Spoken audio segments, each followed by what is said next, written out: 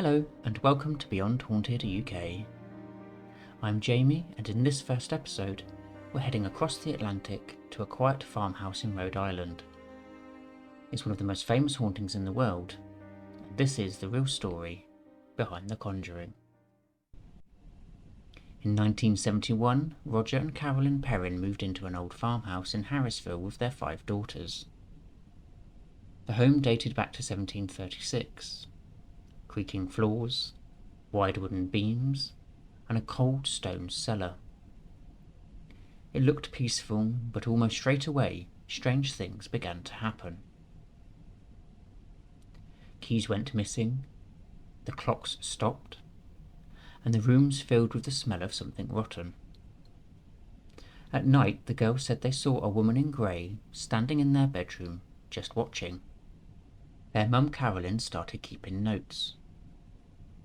Footsteps could be heard on the stairs, the doors were slamming, and whispers could be heard when everyone was asleep.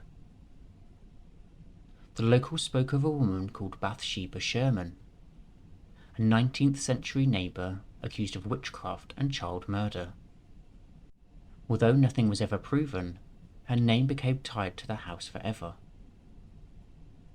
Some believed she cursed the land before she died. Whatever the truth was, the activity inside the house only got worse. Objects moved on their own, and one daughter even claimed she was pulled off her bed. Carolyn herself had said she felt a sharp pain in her leg, like a needle with no mark left behind. And by 1974, the family were desperate.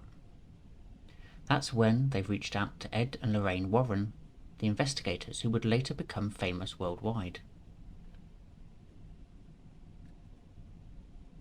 The Warrens spent time with the family, documenting what they experienced. Lorraine said she felt a dark presence, clinging to Carolyn, feeding on her fear. They attempted a séance, but it went wrong. Carolyn screamed, her chair lifted from the ground, and Roger threw everyone out. And that night said to change them all. Years later, the story inspired the 2013 film The Conjuring. But according to Andrea Perron, the eldest daughter, the film only captured part of what really happened. She later wrote 3 books about it, saying the spirits weren't evil, but they were just trapped. The house itself still stands. 1677 Round Top Road, Harrisville, Rhode Island. It's changed owners several times. And in 2022, it was bought by a paranormal enthusiast who opened it for tours and investigations.